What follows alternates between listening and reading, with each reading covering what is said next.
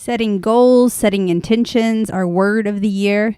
We haven't shared what our big word is for this year, and it's not something that just happens on January 1st. Where's your mind at for the month of February, and what are you dreaming up for 2024? We'll give you some ideas on things we've done in the past and help you with setting your intention for the future. Mama says namaste. Mama says namaste.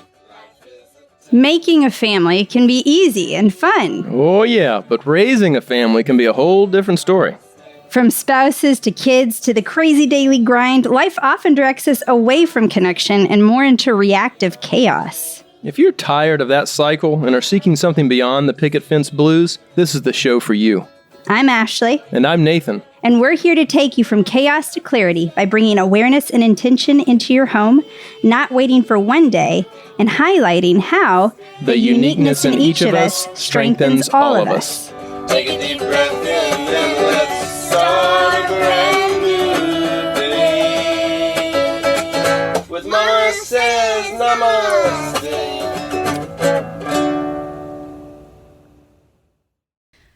Oh, I have to admit that I'm still feel like I'm in such a time warp.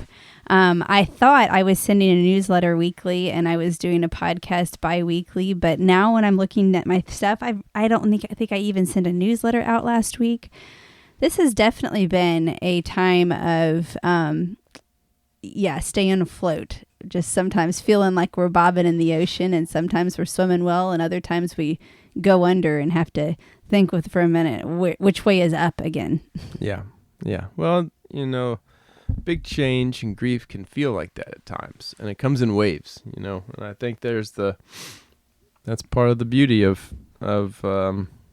every day is you have a chance to ride those waves, see how it handles. Exactly. That's true.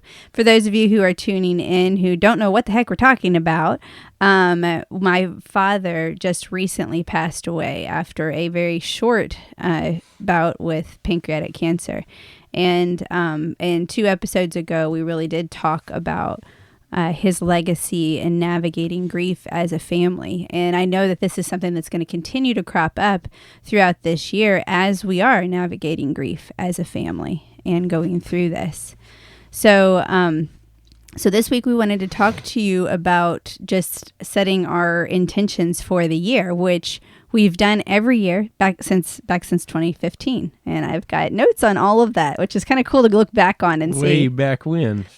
But before we hop into going over our words of the year and what the point of goals are and everything to begin with, is a reminder that every year I do send out a survey for the podcast to get feedback from those of you who are listening. I put it in the newsletter, I put it in the podcast, I put it in my Unschooling Families group on Facebook, just to get feedback from all of you as to how are you taking in this information. Is it more about the blog? Is it more about the podcast? Do you want the podcast more frequently, less frequently, longer, shorter? Who's on it? All of those fun things. And of course, in exchange for that, I want to give you a little something for your time. So linked to the survey, when you finish the survey, you will get access to Juliet's very first meditation she did, which was a beautiful meditation. There's actually a whole landing page full of meditations that she has done now. And the one that she has on gratitude is a special thank you one for taking this survey. So if you would take a few minutes to go to the survey spot, it's super simple. It's just mamasaysnamaste.com, which if you don't know how to spell that, look at the name of the podcast you're listening to, and it's right there. mamasaysnamaste.com/survey. That's it. Very simple. If you can go there, I so appreciate getting some feedback. So now, going into our topic for today. Right. I guess I'll lead off now. Now that I've taken over the whole front intro, and yeah, go ahead here, babe.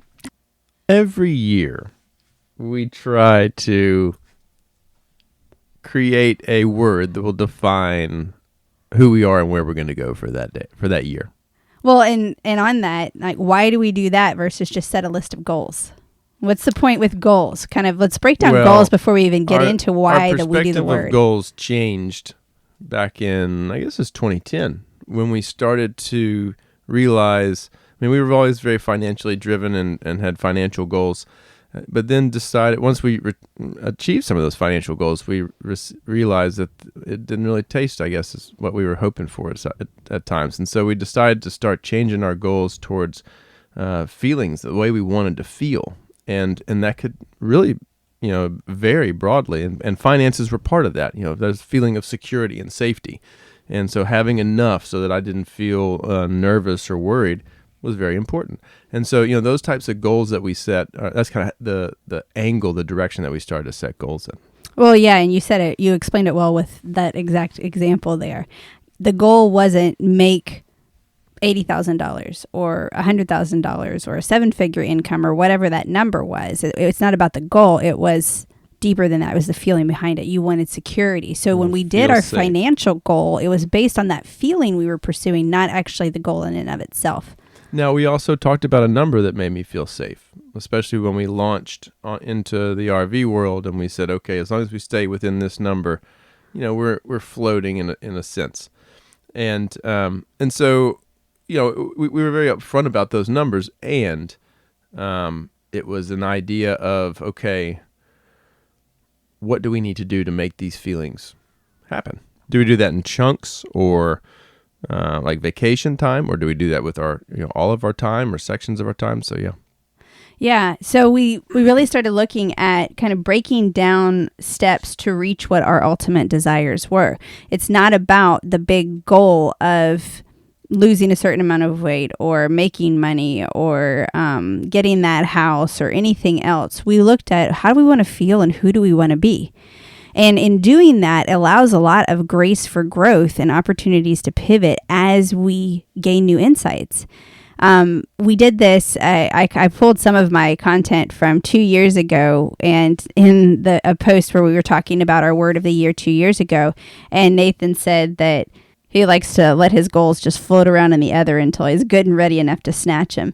And I thought that was just kind of a funny statement for the reality of what we do. We let the goals kind of float around because we're solid on the feelings we want. We're solid on who we want to be and how we want to show up in this world and the feelings that we are pursuing. And so as life throws us the unexpected, like losing my father, like having to reevaluate our whole business, like us looking at insurance situations with our houses or, all these random things that may be coming at us right now, changing residency and figuring out how in the heck we're getting our kids transferred over and the business transferred over and all of these things. Instead of... You're stressing me out, Ash. Yeah. Well, instead of knowing all of those and anticipating everything that's to come, we know who we want to be and how we want to feel in the process. And that we can continue to pursue regardless of what life throws our way. So it's a different perspective on goal setting that allows you to be solid in the character and the person that you want to be and represent in this world, as opposed to just checking an accomplishment off a list. Right. Ellie and I were kind of talking about the balance of life versus the flow of money and what it takes to get those while we were driving around today doing errands and just kind of playing around with the different options. And she was asking, would you want to do this? Would you want to do that? Would you do this? I said, well, here's kind of the trade-off here. Here's a trade-off there. Mm-hmm. And right now what's important for us is this kind of lifestyle. And we're trying to see how long, can we continue to maintain this? Or are we going to shift our lifestyle? Because she was saying that she feels like, we're kind of entering into a time where it's more like when we lived at the greenhouse. That's what it was. Yeah. We talked about it's weird. She said it was weird having another car and not getting in the truck. It is. So yes, as when my father passed, before he did, Mom and him talked about passing off his car to us, and so we've had a truck for the past almost 8 years now of just driving around with a big old truck. Well, we have 2 girls learning to drive. It's super intimidating to drive the truck. I hate driving the truck. I love driving the truck. I know. I hate driving the truck. And it does get difficult when we're here for maneuvering the truck around and everything. And in addition to sometimes us needing to be in 2 different places. So yeah, it's been great to have that. And, with it, then comes all new. But all that to say, we're very open and excited about the abundance of either direction. And whatever form that comes in, I'm not extremely picky about. I think that sometimes you can go through life and say, well, this is the direct, I'm going to be a doctor at Vanderbilt and I'm going to be the best heart surgeon in that facility. And that's your, that's your drive and that's your goal.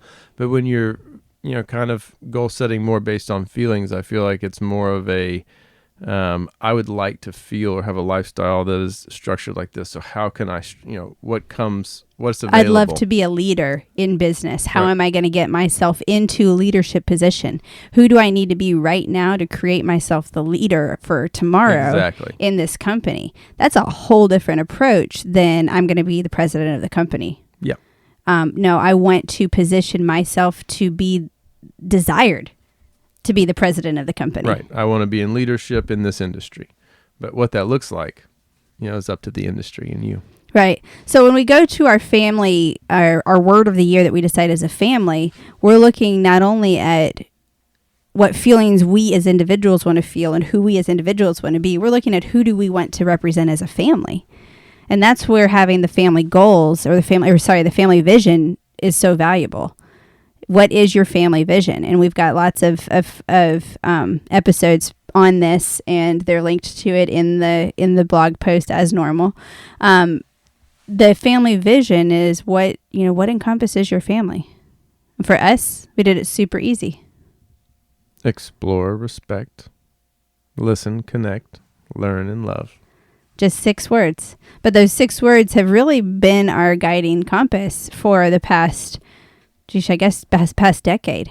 Yeah. Our kids were super young when we first created it, and we all kind of decided on the words together. We came up with something that was easy for us as a family to remember. And now anytime we're moving forward, we're going, does it align with this? Is what we're going into, does that involve, does that still resonate with those tenets? With our tenets that are our family tenets.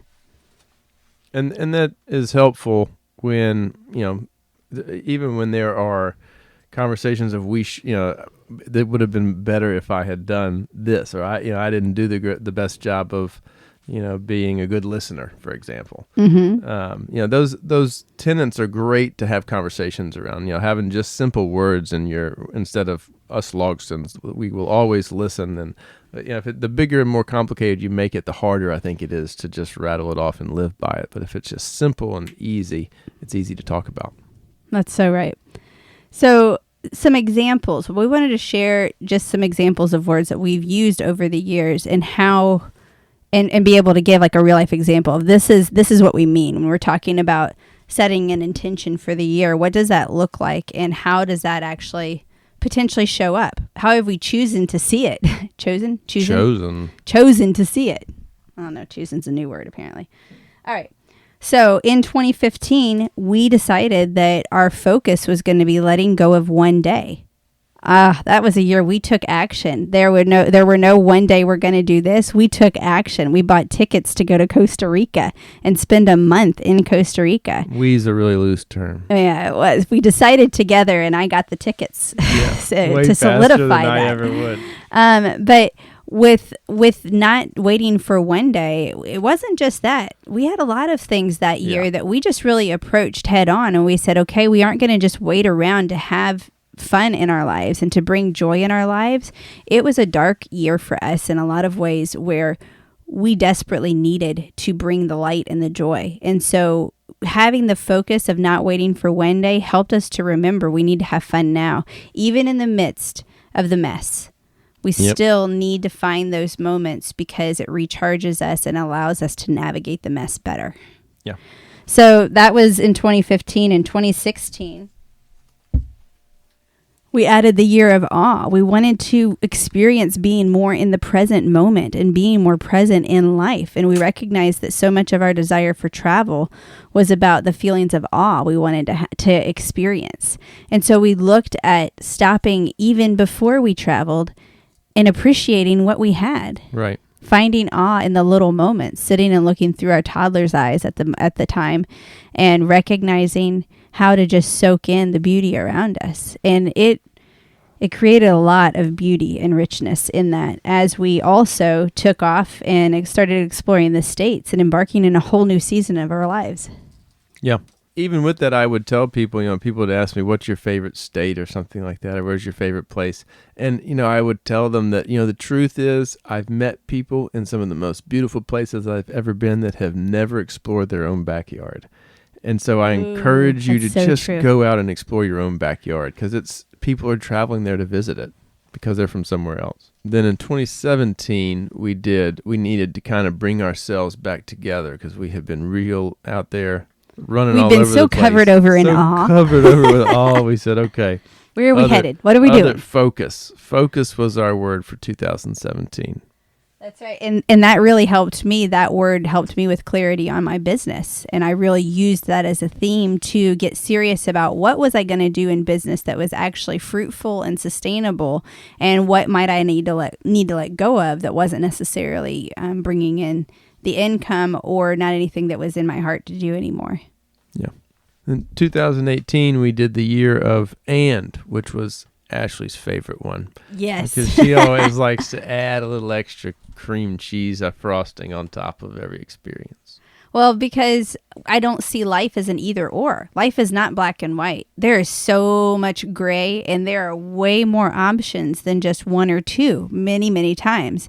And so we looked at that year being the year of and opportunities, not just we could do this or this, but what does this make possible? What does it open up where maybe we do a little bit of everything, or we do something for a season and recognize it doesn't shut the door for the rest of our lives. Right. And that word is a great word to replace with the word but. That's one thing that we started practicing is, but, and yet there's another option. It changes the whole perspective from a negative to a positive. Yeah.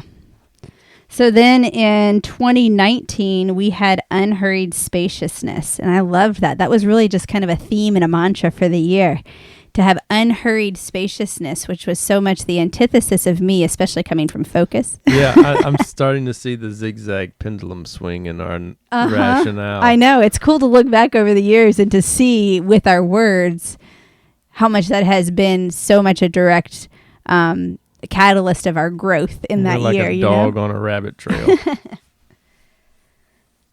So unhurried spaciousness really was giving us an open door to opportunities and experiences. At this point, we'd accomplished already navigating all of the lower 48 states. We'd already hit all of the big states and checked off these things that we wanted to kind of accomplish. And so we looked at this being a year of really soaking in the opportunity. And it was an incredible year of opportunity.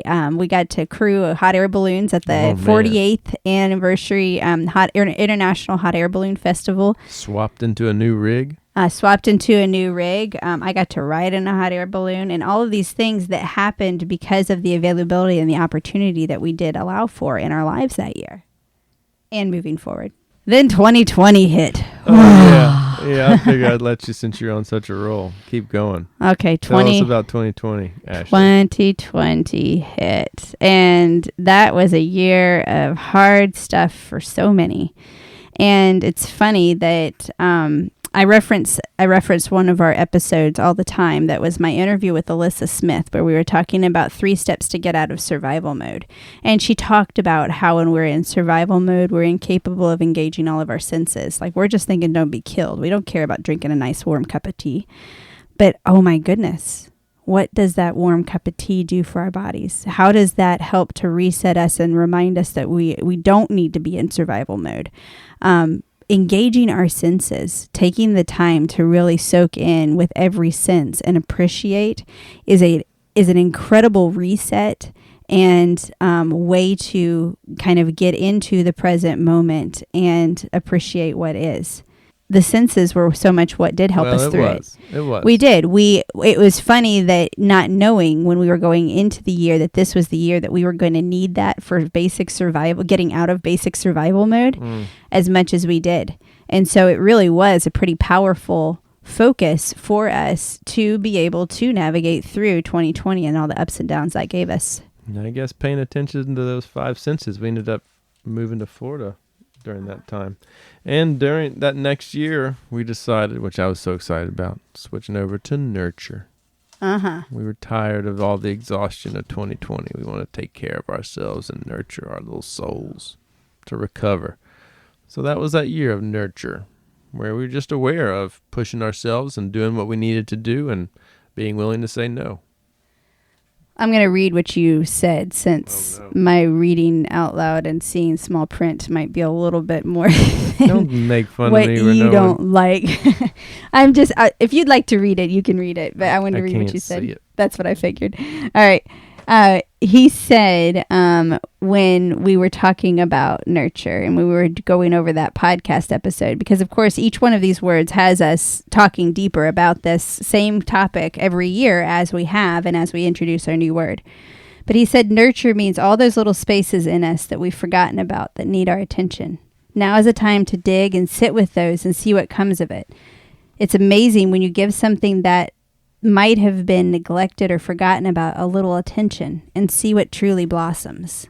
And so that's what we did. We nurtured our souls and our spirits in 2021. That's true. It was good. It was needed. And I think culturally it was needed. I think a lot of people did that in a lot of ways. They started to take care of themselves. 2022, we kind of lost our word and lost our way a little bit as we were just kind of trying to figure out what all we were doing. In 2022, we just kind of switched things, or I guess we didn't really jump into it as much, and we just decided we're going to do nurture for a second We liked the warm year. and cozy, I think, too much. We figured there was more to nurture and cultivate. I guess I think some of it is more in our unschooling lifestyle, where we look at delight-led learning. Some of it is following the delight and figuring out, okay, where is it going to grow and where is it going to fizzle? Well, and it took part us of longer than a year for a lot of us, Well, I think. I think the other side to that nurture coin for that year was trying to nurture some relationships here in Florida and explore some of the homeschooling opportunities here. Right. So we really looked at nurturing being, okay, now that we've kind of cared for our souls, how are we going to dig in and nurture and foster opportunities in the community that we were around? So we looked at that for 2023 or 2022 and kind of dug more into what all could blossom. So then 2023 started coming, and we still were not making quite the connections in the community that we wanted. And it's funny looking back now and recognizing in hindsight, how come we didn't? Like, what has opened up now and the ways that I have gotten to know the community in other ways now, and what I'm excited about cultivating that back in 2022 I wasn't doing. Oh, the insight the years When you make. can look back, you're always a genius today. Exactly. All right. So then last year, our word was drive, and we did it both literally and figuratively. We decided we were going to be very driven toward the goals we wanted to accomplish. Some of those being things like, seeing all kinds of snakes and birds, especially across the lower portion of the country. And we took off and we drove and we went on another big road trip, and we left from Venice and went all the way down to the border of Texas and Mexico, and all the way across to Joshua Tree, and then back over through to Colorado and St. Louis and Nashville, and down through Georgia and back down to Venice, and then down to the Keys, and then back up.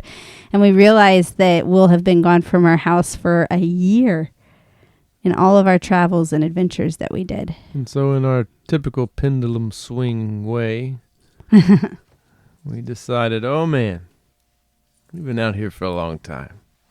We want something different. Yep. So in October of last year, we decided on our word this year, and it was abundance. Abundance. We anticipate abundance in our lives, and we just wanted to we're ready for finding some more community around us. We're ready for bringing in some more income to build up a nest egg for potential new investments we want to do, and building up our savings again. And there's so many places we were looking for abundance. So we came back from the Keys, from volunteering in the Florida Keys, which we've done every fall. We came back with this anticipation of maybe we'll stay around Venice a little bit more. Maybe we will focus a little bit more on creating abundance in this area. And we are definitely sticking around this area a little bit more. Yeah, and then right after that was news of my father and us spiraling into this whirlwind of being present with family and being there for my mom. And thank God we are here and not on our adventures all the way across the country or anywhere else. We had already decided we were going to be here and be present. And if there is ever a time my mom needs that, it's this year. Absolutely. And so we're happy, we're excited and happy to be able to provide that. And that's partially why we have that house. Oh, and we have so already been so overwhelmed with how much abundance has already shown up in our lives. I mean, we have had abundance from the beginning. It was, Dad's perspective. His one of his favorite sayings is, "What does this make possible?" And as soon as he got his cancer diagnosis, we were all looking at what does this make possible, not just trying to cure him and heal him when we knew and had peace around what was happening, but it was where does this lead all of us, and what are the next steps in our journey? And Dad got to share his journey as he was navigating it, and we got to discuss and dream together and ask him questions before he was gone, and we had such an abundance of that opportunity to dream together.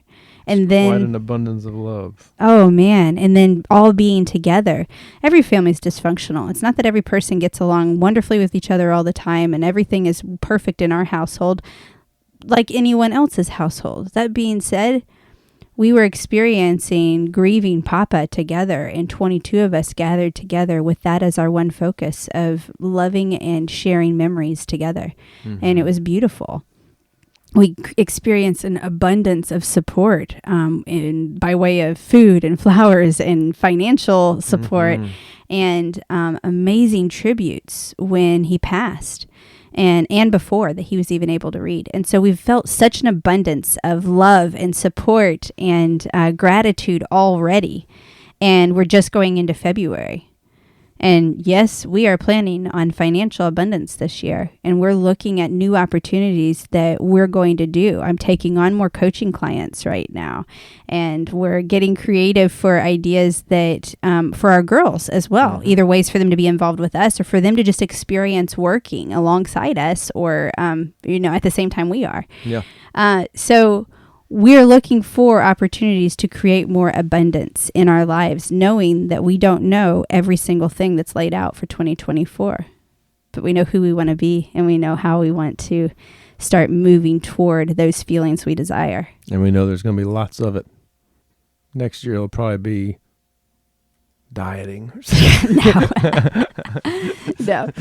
All right, so your challenge for this week is, what is your focus this year? What do you want to accomplish?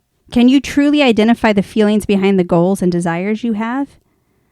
Have you explored what the point of money is in your life? I mean, not just around work or anything else, but I mean, what's the feeling that goes deeper than that? We have a lot of podcasts just specifically on that and what your purpose for money is and how you manifest more abundance in your life with a different perspective on money. Mm-hmm. Are you setting goals that allow grace for growth so you aren't doggedly sticking in something that no longer aligns with new insights you may gain? Remember the point of goals. It's not to bog you down, it's to move you forward. A goal is to fuel you forward in the next step of growth. And with every step forward, you've got the opportunity to assess those goals and intentions and if they continue to align with the growth you've had along the way. So give yourself grace for growth and keep your goals and intentions as support to move you forward and not lock you down. Nurture the roots you want to establish that bring forth your best fruit and celebrate along the way. How? The uniqueness in each of us strengthens all of us. Namaste. 1, 2, 3. Up with the rising sun, already on the run. Mama says namaste.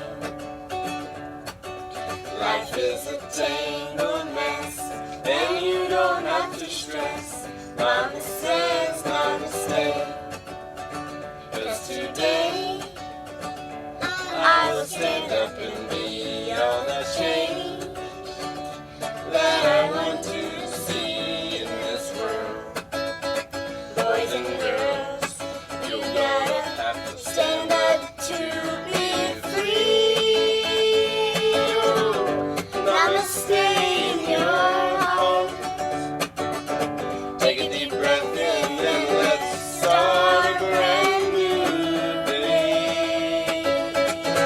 Mama says namaste.